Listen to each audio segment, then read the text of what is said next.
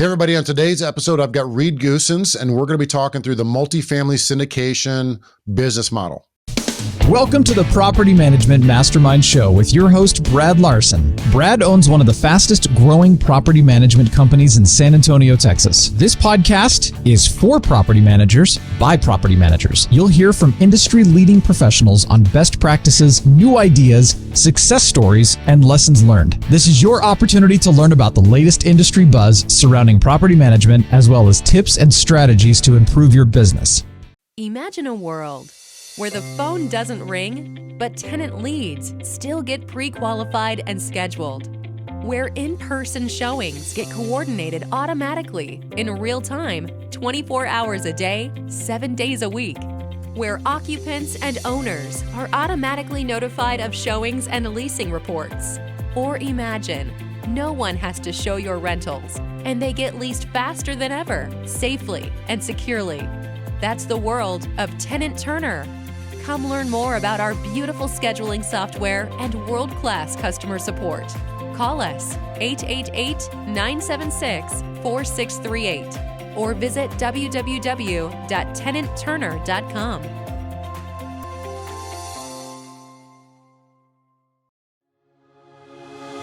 Pest Share, a pest control amenity for your resident benefits program, starting at just $5 per door.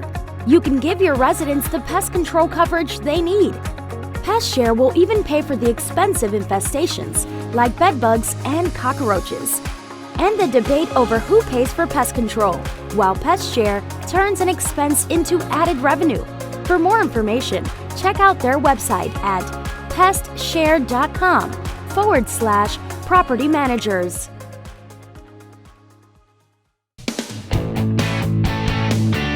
Hey everybody, welcome to the Property Management Mastermind Podcast. I'm your host, Brad Larson. Now today's guest, I'm bringing on Reed Goossens.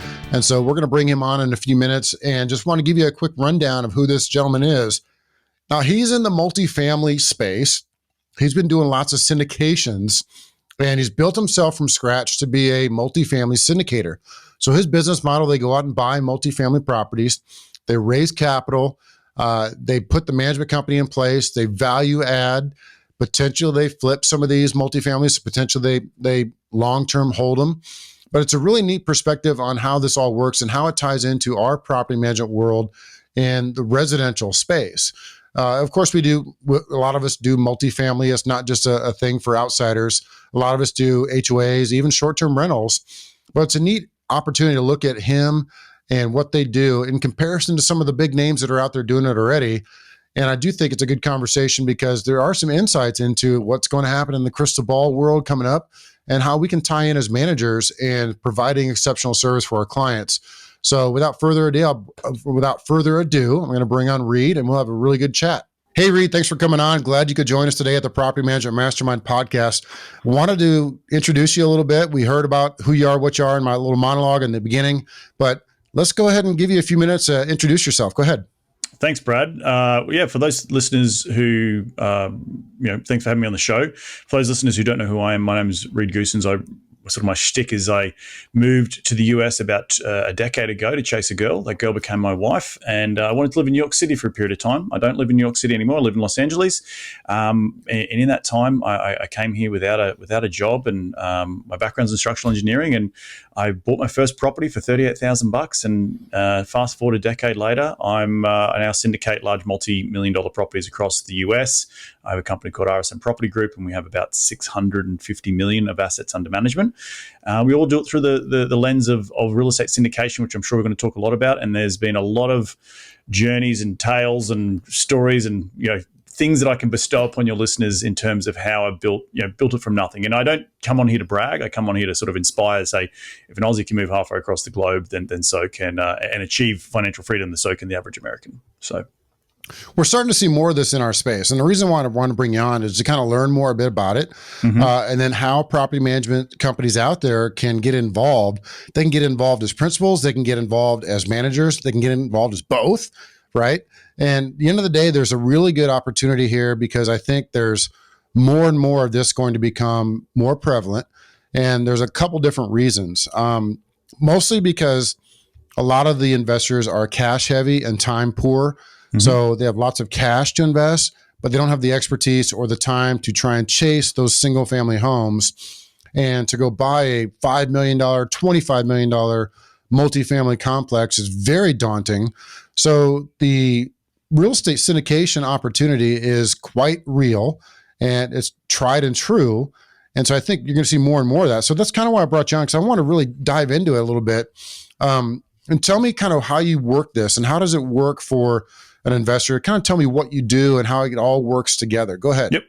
So the best analogy I've got is think of a Boeing 747, right? And if I was to go hire that by myself to take it from Los Angeles to New York City, it would cost me as an individual a lot of freaking money, right? But I can go, in that analogy, I can go split it up the cost. So there's a captain and co-pilot, which would be your principals or the sponsors of the deal.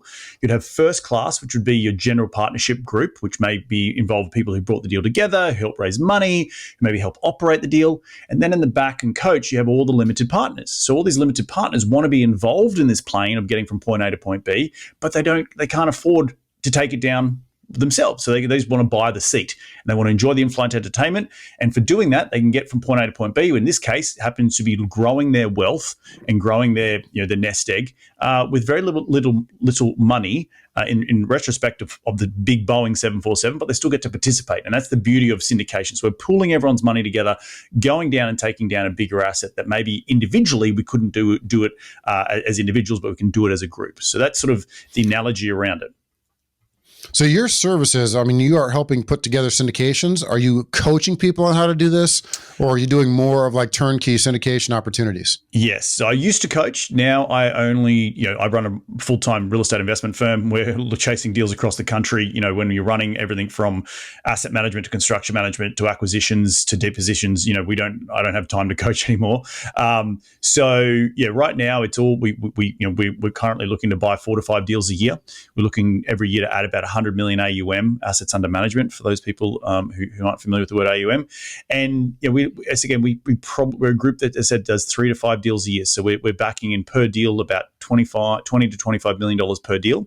We're currently doing a deal right now in Tempe, Arizona, which is going to be about a $22 million deal. And we're raising about $10 million for that. And we're raising that from investors as we speak. And we'll go off and close on that deal at the end of March. And then we'll look for the next one for this calendar year. Yeah, lots goes into that. So everyone talks about the tertiary markets, right? There's a big key word that's being flown around quite a bit. Any sort of like single family investment, multifamily investment, they're looking for these little markets that are feeding into the bigger markets that are very lucrative, very solid, and then up and coming. And there's a real need for housing and quality housing. And so these places are where people want to live. They're almost like it's another term called the suburbs, right? It used to be called the suburbs, and now they want to rename it to a tertiary market, like they're super smart or saying something different.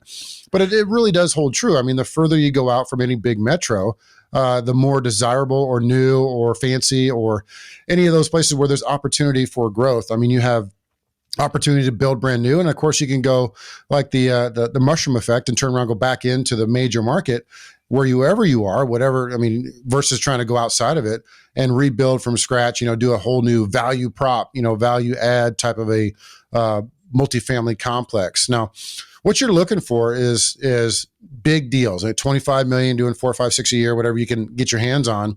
And so as an investor, there are some steps people have to go through, meaning that you have to get them to be a qualified investor, if you would. You have to give them a PPM. And so kind of talk us through some of that as like you're speaking to us like we're kindergartners and we know nothing, but that's an easy way to say it. So talk us through, what your screening process is for some of these investors that want to put money in. And I'll just answer to your first statement you made in terms of affordable housing, right? The big underlying thing that we fundamentally believe in is affordable housing here in the US. And so we look for secondary, not necessarily tertiary market, but secondary markets. So you got the New York, the LAs, the San Franciscos of the world. But then we look at the Phoenixes, the Central Texas, the Greenville, South Carolinas, where we want to try and provide housing in these markets where the average person who earns $50,000 to $60,000 a year wants to pay $1,500 in rent, right? They're not going to ever be an owner of a house because just let's heaven forbid, we're all, I think the home ownership rate's at the lowest it's been in 50 odd years. And people can't afford, they want to live still close to cool things, but they can't afford maybe the houses in those areas. That's where, quote unquote, affordable housing is. And we sort of really target that sort of blue to tan collar type of renter, right? So that being said, that's the sort of the value adds story of the investment thesis. In terms of how we look for investors to invest with us, so we only can allow accredited investors, and there's the SEC releases rules and regulations around who qualifies and who does not, and how you can raise that money. So, and I'm going to get a little technical here, but there's two ways to raise money under Regulation D for dog, and that Regulation D I think came out back in the 1933, which allowed people to invest into private companies directly, right, without going public, because going public costs a lot of bloody money, right? But there's still a lot of businesses out there that need funding. So the Regulation D was formed. Under that preview of Regulation D, there's 506B for Bravo and then 506C for Charlie. Again, I'm not a lawyer, but I know a little bit about this. 506B is you cannot solicit. You can't advertise to online. I can't, stand on top of a rooftop and yell out and get some random walking along the street to come and invest in my deal. I've got to have a pre-existing relationship with those folks. Now, for doing that, I'm allowed to have up to 35 non-accredited investors. Accredited investors mean you earn $200,000 or more a year individually, or you're worth $1 million or more, excluding your primary residence. Anyone, if you don't meet that, you're then considered a non-accredited investor, but you have to meet certain rules in terms of understanding a sophisticated investor, understanding what you're investing in. In our terms, it happens to be multifamily. So that's 506B for Bravo. 506C for Charlie means I can go out and bang my drum and advertise online and do Facebook ads and do funnels and all that sort of stuff, but I can only accept accredited investors. And that's just the way the SEC has set itself up to say, in general, someone who's earning $200,000 a year or more, or they are worth $1 million or more a year, are accredited. So if I don't want to be doomsday, but if a deal goes bad, they're going to be okay financially, right? They're not going to wipe themselves out. And the SEC is really trying to protect loan sharks, swindling grannies for their last penny. So there's two buckets: accredited, non-accredited, 506B, 506C, depending on which one the sponsor will choose. 506B meaning you cannot advertise. It has to be a pre-existing relationship. 506C means you might be scrolling on your internet, on Facebook or Instagram, and you see ads pop up. That would be a 506C deal, which means only accredited investors can apply. That's good stuff. Good explanation there, Dr. Lawyer Goossens. That's pretty good, because some of that's pretty technical, man. So it gets confusing, and you did it well, especially with the phonetic alphabet, because you start hearing these B's and C's and D's, and it's like, what did he say? A B? What? Just get very confusing, because obviously a lot of our clients would probably fit into that accredited investor role. I mean, there's reluctant landlords, but let's say half of the clients we work with would fit into that realm, because they're the homes that we manage for them are second, third, 10th, their 20th investment property homes and or multifamily complexes. So they are going to fit into that role. And we get often asked the question, what more can I do? What more do you have? Do you have any good deals out there, right? Everybody, if you're in real estate, you hear that from everybody that you bump into. Hey, if you got any good deals, let me know, right? And so this is where we can go to them and say, look, this is a guy, this is an organization that can steer you in the right direction in potentially investing some of your money. Now, how we would benefit from that would be, one, a good referral, right? It makes our investors happy. But two, I'm sure there's potentially opportunities for management. Now, that was one thing I want to talk to you about, because this is a property management podcast. So are there opportunities in syndications for third-party property managers to come in and be a part of this? 100%. So we use across the country. So we're in Central Texas, Arizona, and the Carolinas. We use in individual areas, we use third-party property management teams who are focused on large multifamily, right? I can talk a lot about the ins and outs of hiring a good property manager. I've fired property managers in the past. And no offense to anyone listening to this show, the old saying is, you never love your property manager, right? You always want to be able to do it slightly better yourself. And I know groups like myself, they get to a certain level and they start bringing property management in-house. But, early on, when we're just growing, we need the local expertise. So we are partnering up with property management companies like CalCap in Arizona, or Roscoe Property Management in Central Texas, or Eastland Property Management in Greenville, South Carolina. You can look up all these folks. They've got websites and all that sort of stuff. But we, as an operator, we try to look for the best group, boots on the ground, if we don't have boots on the ground already. But really, look, how's their culture? How are they attracting the right talent? Because what makes or breaks a deal, Brad, is the bums in the seats on the property. So when you think about these large multifamily properties, you think there's a leasing center, right? When you walk into the leasing center, someone's going to greet you. Well, they're the leasing consultant. You're also going to have the head property manager.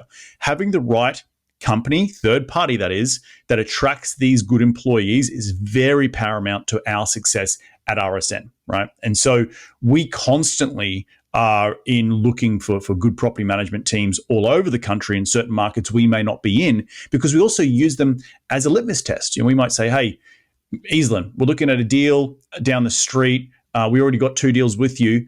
And 9 times out of 10, those guys are going to be like, I actually used to manage that deal, 15 years ago. I know that deal. I know the ins and outs of that deal. I know where the skeletons are hid. So we actually also use them like a partner to advise us in a right way in order to, when we go out and make an investment decision. And we do that across, again, the multiple markets that we're in.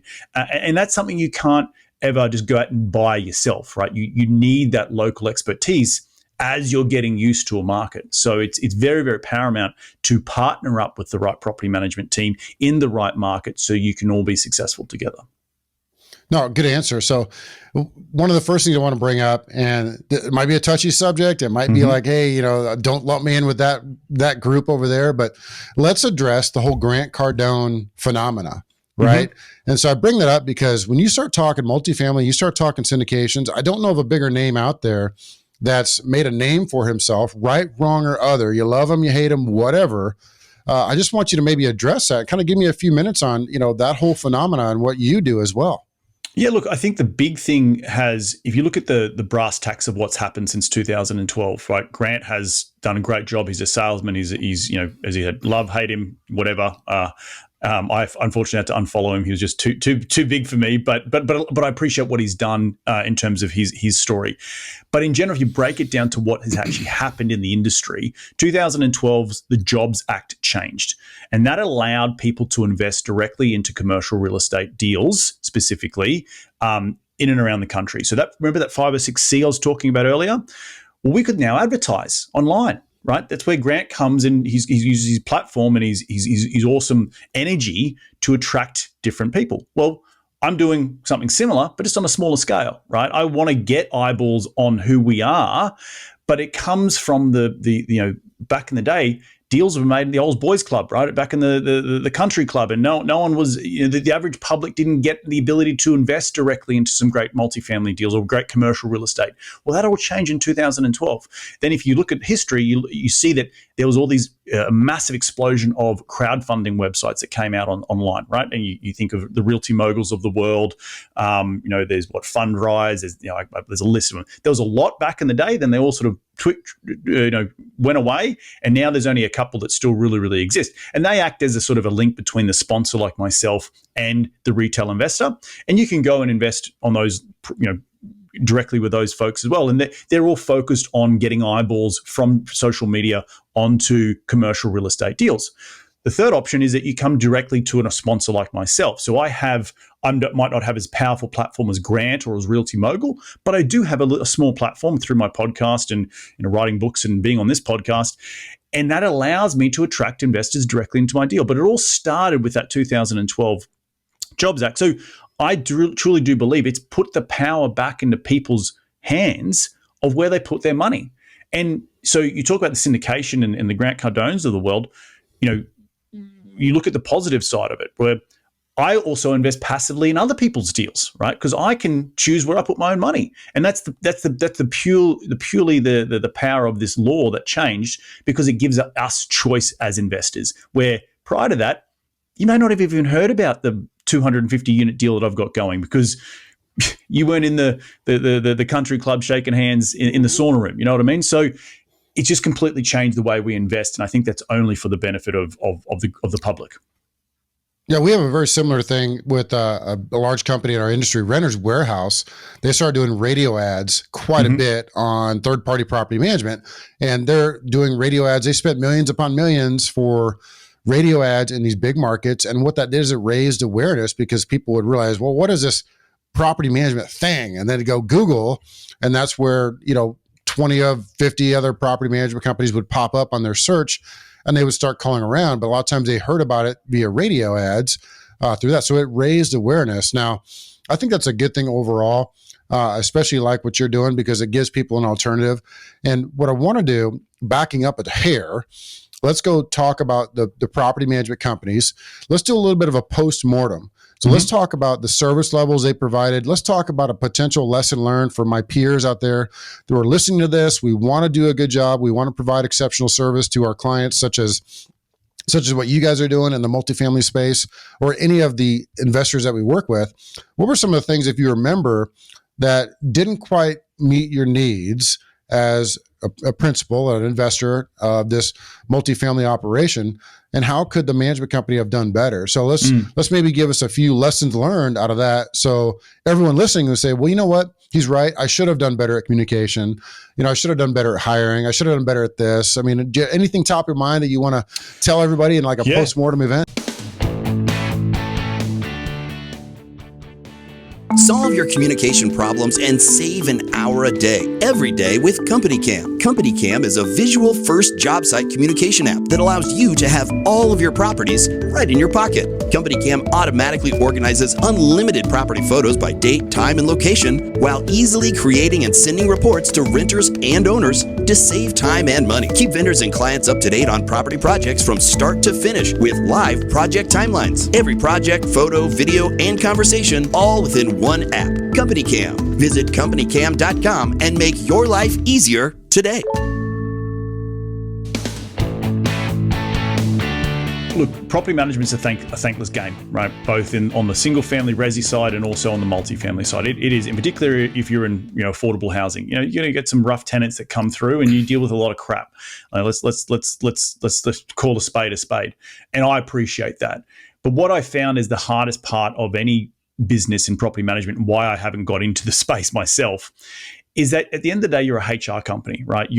On my books, I pay for the payroll, I pay the property management fees, and I pay all to do with running my assets. So really, the property management as a business, they don't have really a lot of overhead because I'm paying their staff, right? Which is fine because that's the nature of the business. But then I want them focused purely on making sure they're getting attracting the right type of talent, right? I mentioned earlier, you can make or break a deal by the type of property management and the type of bum you get in the seat, right? I know that in recent years, we've had tech service guys move jobs because labor is really hard to come by, and they will go and move for $2-3 an hour more, right? So we're looking at our payroll and saying, well, I don't want to lose that good guy or that good gal because they want to go work somewhere else. How do we make it better for them? Well, there's only so much I can do as an owner, right? Because they're not directly my employees. They work for me. They work for my property, but they're employed by someone else. So it's really important to me, and I take it very seriously, the culture within a property management company. I remember when I first got started in the industry, I used a company in Central Texas, not to be named, and I used to always think of them like they're like a 1995 Nissan Altima, right? It got me from point A to point B. It was fine. But as my portfolio grew to over 1,000, over 2,000, I needed that BMW with seat warmers. I needed the extras because I needed to also service my investors, and my investors needed a type of reporting that was on time, a type of management in terms of investor distributions that was happening on time, and that mattered to me as my brand. So who I chose as the property management, even though they were not, they weren't RSN, but they were still partnering up with us to produce, a really great investment opportunity. And it takes both sides of the coin. It takes us as asset management and the sponsor, but also takes the property management as well. And so making sure that the property management company had the right back of house. They had a CFO, they had the right reporting, they had an accounting team, they had the right regional managers, and the regional managers being not too spread too thinly across 15 deals. I remember talking with a company out of Central Texas now. They have a limit of 5 to 7 assets per regional manager, because then they can focus on the nuances that it takes to run these larger assets. I don't want to see someone who's a regional manager who has 1,500 units under his or her preview.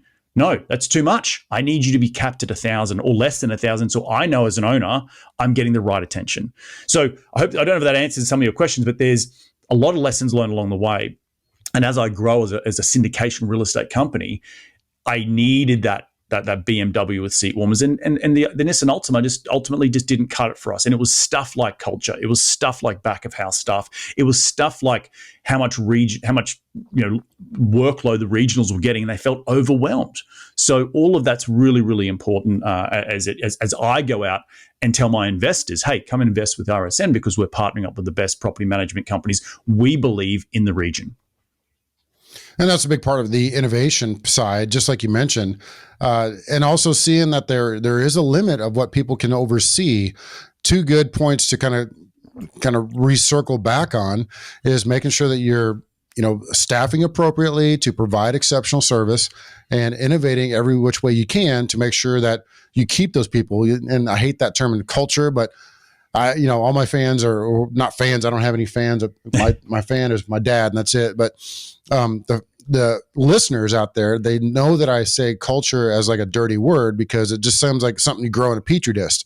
However, environment is something that I firmly believe in. So if the working environment is hostile or just really negative, or the people involved are negative, that's going to create it's just to create a spinning vacuum of suck.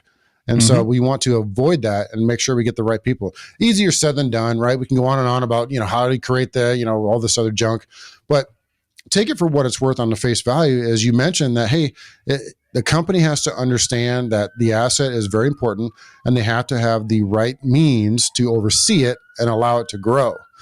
So obviously you're in Los Angeles. I can hear sirens. So hopefully next thing you know, you're going to get kicked. The door's going to get kicked in with a raid and who knows what's going to happen. Hey, that's some of my properties. Wrong state.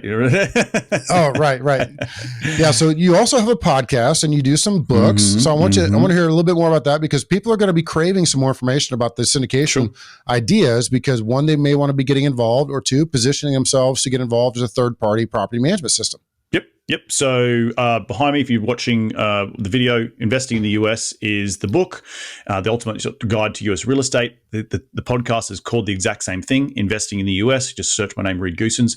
I've been doing that since 2014. I think we've got over 400 episodes, weekly podcast that comes out, and we just interview. Historically, it was about my journey coming to the United States and learning all the things, whether you're international or not. You still got to go through a learning curve as becoming a master of the craft when it comes to real estate investing. But today we talk a lot about people's journeys in how they built companies from scratch, all in around real estate, and obviously we sometimes get some startups of tech companies and all that sort of stuff. But in general, the podcast is a quite valuable place to provide content. And it's just going back to one thing you mentioned earlier about the Grant Cardone and the access to investors. The reason why Grant does what he does and what I do is to try and educate the investor, and that's what a sponsor is there to do, about what we do, right? So if I don't do a good job of educating and getting to know me and how I think and my investment thesis, well, the way I do that is through podcasting, is through writing books, and it helps bridge the gap and shrink the time you get to know me to build that trust to then ultimately hopefully invest with me quicker. So podcasting, all this other good stuff is really where you can access all my stuff. You can also head over to reedgoossens.com. That's ReedGoossens.com. And that's where all the educational stuff is. And then it will link you to investment stuff as well at RSN Property Group. So, yeah. Cool. Let's talk numbers. All right. You ready for this? Let's talk us through one of your biggest wins.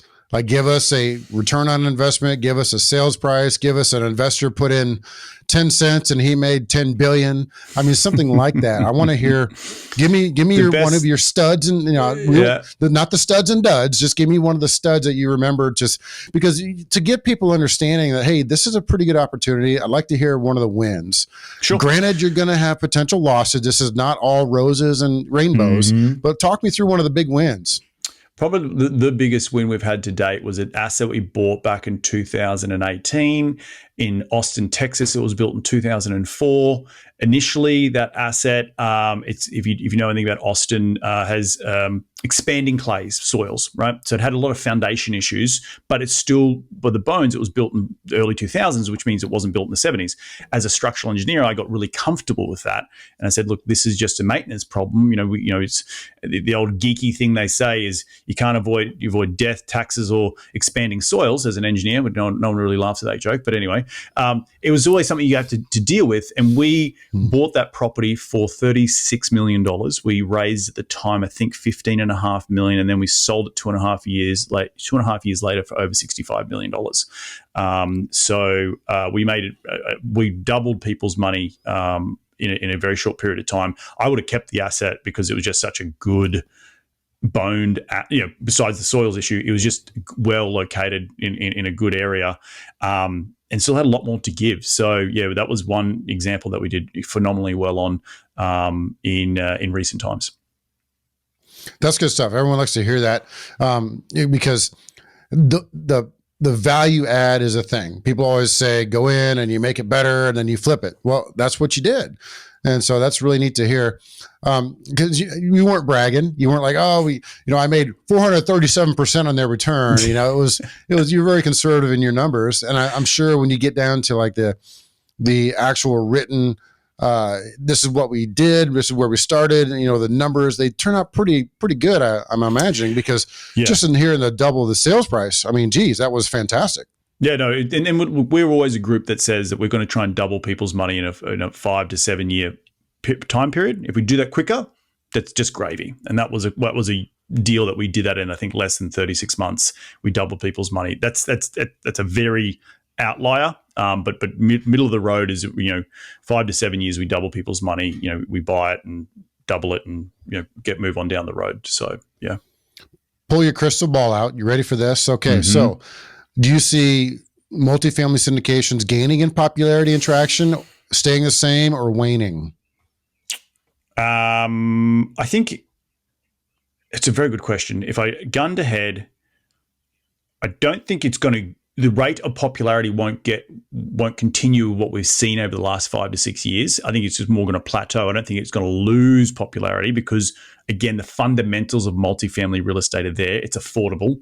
People need shelter. We've seen that through COVID. Shelter and food are the two most important things. So if you compare it to other asset classes, self-storage, retail, hotels, it is the belle of the ball in terms of how well it performed during COVID.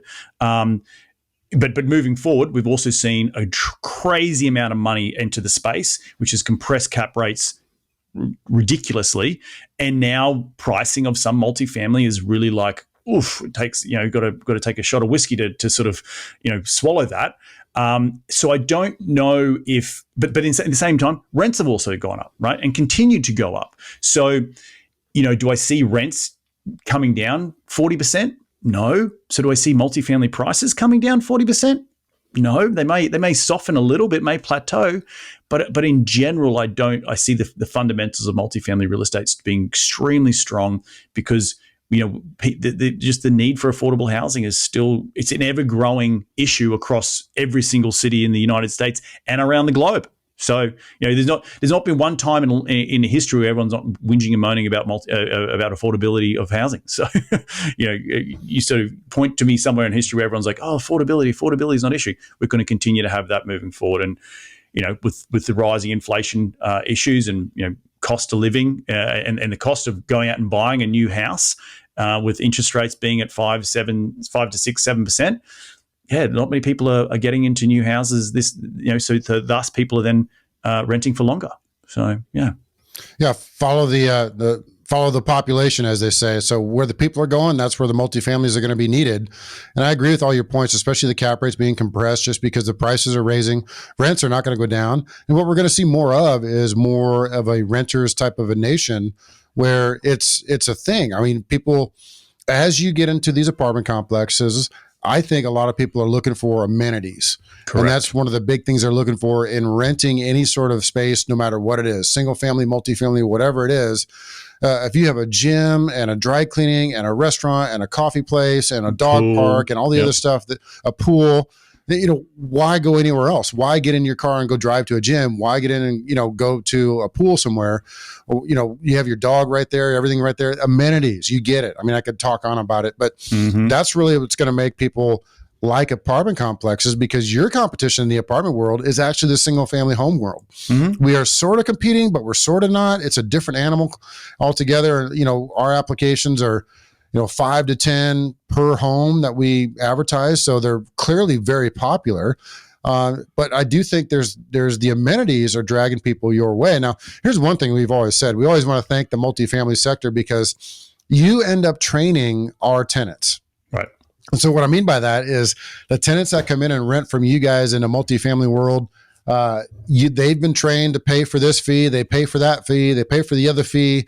And so when we put our lease requirements in front of them, they're like, oh yeah, I'm already used to doing that. I've seen this before. This is not a new thing. My apartment complexes already did that. They charge me a pet fee. They charge whatever. And so a lot of times I tell people, if you want to understand where the fee bases are, where the base of our fees come from, all of it's coming from the multifamily. Like we are 5-10 years behind what y'all are doing. And we're starting to see that now. And one specific example I'll give you, and that we've talked a lot about this in this podcast, is the fee in lieu of a security deposit. So we're seeing more and more tenants opt out of a large security deposit in lieu of a fee. Let's do some math. Would you rather pay $3,000 right now as a security deposit, or would you rather pay $10 a month? Right. Everyone's going to say, I'll pay $10 a month, or whatever that number is. All right. Those just example numbers out of my thin air. But if that's what you guys have started to train them more and more on. And so they're not morons. You've been training them more to deal with is that they're used to seeing that come in. Yeah. They come into our leasing system and they're like, hey, we offer this fee instead of a security deposit. We hate security deposits, right? Honestly, I'm sure you do too, because they're just full of legal landmines. And so long story short on that whole comment is appreciate you guys training our tenants. They come to us as they start to graduate bigger and bigger, because naturally if you're in a 1-bedroom or 2-bedroom and you start having kids and dogs and multiple cars, you're like, well, it's time to get a house. We have more employment, more income. Let's go get a single family home. They look to buy it, and it's like, oh my God, are you kidding me? I can't buy it. Or they're moving to a new market and there's time to graduate and they look to single family homes. So anyway, that's just a long story on that side. No, but one of the things I'll add to that is just before we end here is one of the best things I like about buying some certain multifamily is that multifamily. I don't have, not all across all my whole portfolios like this, but we do have a couple of select assets. The one that I mentioned in Austin that sold for a great multiple, that asset was the majority of the people who were leaving that asset were leaving to go buy homes. And so they were breaking their lease and they were paying the lease breakage fee.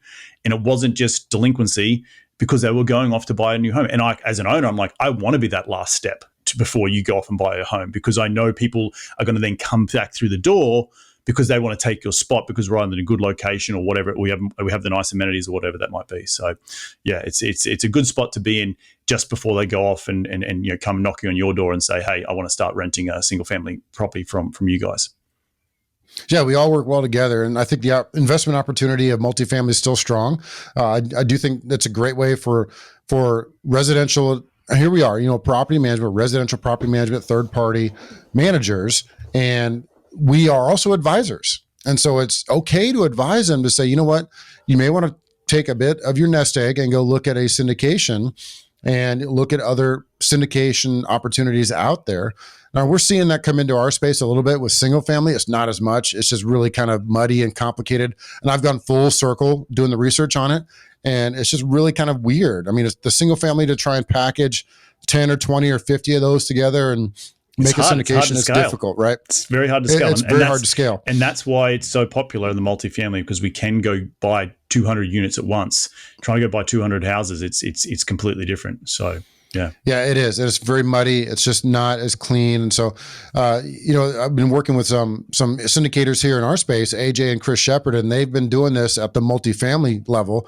I mean, they operate a single family residential property management company, and they do a lot of investment in that space, but they're also very, very good at the multifamily space, not near as, into it as you are potentially, because your website is fantastic, readgoossens.com. Definitely encourage everybody to go check you out there, because you have books, you have podcasts to listen to, you can learn about that. And then you can also get in touch with Reed about, getting involved with some of his investments. So that was your own commercial. I just did it for you. I did your whole pitch for you right there, readgoossens.com. Anything you want to say as we close this out? No, look, I think the only big thing is for those listeners who are in the property management space, understanding your client's needs is really, really important. As sitting on the other side of the fence, we understand how important you guys are to us. So investing in your back end, investing in your systems, investing in good people will only help, future-proof your property management business as a third-party fee-based business in the future, to then keep attracting more and more. Because if you do a really good job at property management, you'll have people knocking around the door as clients who want to manage. They want you to manage for them, because no one ever wants to manage people. It's a thankless game. So thank you for everyone that all you do out there, and go in and get rough and tumble with our tenants and make sure they pay on time every month. So yeah, Reed, really cool conversation. Thanks again for coming on today. Look Pleasure. forward to seeing you in the future. Be well. All right, good. We got a little pause there at the end. Perfect. Well done, Reed. We get some people that just check out as soon as we say goodbye. So, they hit the leave button and they're gone. But I'll go back and do a nice, good monologue intro. No, you're good. Yeah, you're good. No, okay. Reed, hang on, man. We can hang on and hold hands and talk about our feelings. I mean, no. Whereabouts are you based? I'm in San Antonio, Texas. Oh, nice. And there we go. We manage San Antonio and Austin. Yeah, we manage up in those markets. Austin, honestly, I don't know about Austin sometimes, dude. It's like a weird place. We manage about 200 homes up in that region. Do you know a very good friend of mine who co-wrote the book with me, this one called 10,000 Miles to the American Dream?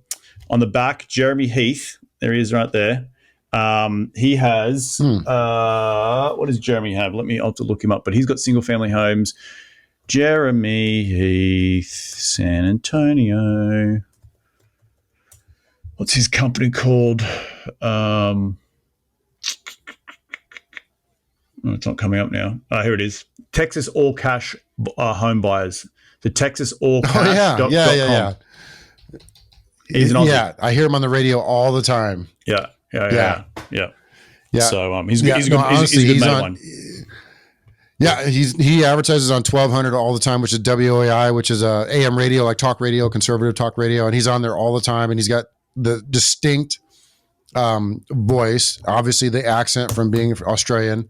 And it's really interesting. Okay, that's one of your pals. That's really cool. He does a good job around here. He's one of those dudes that buys ugly houses, as they say, the old franchise thing. And so it's interesting that you know him pretty well. Yeah, no, we've been mates for a while, and we co-wrote a book together. So, hope this has been great, boys. I've got to jump to some other stuff, but let's keep in touch. Let me know when it goes live, and I'll promote it across all my platforms. Resident Interface is a comprehensive delinquency management solution for property management companies that serve rental properties with over 500 units located in Florida, Georgia, Maryland, and Texas. Resident Interface offers property owners and managers a financially transformative end-to-end delinquency management experience. We're a single contact responsible for the entire process from late payment to eviction management and final debt collection. And we help increase net operating income through technological innovation, operational transparency, and respectful recovery procedures. Learn more today at residentinterface.com. This has been a podcast episode by PropertyManagementProductions.com. Be sure to subscribe to our podcast, leave us feedback, and come back for our next episode.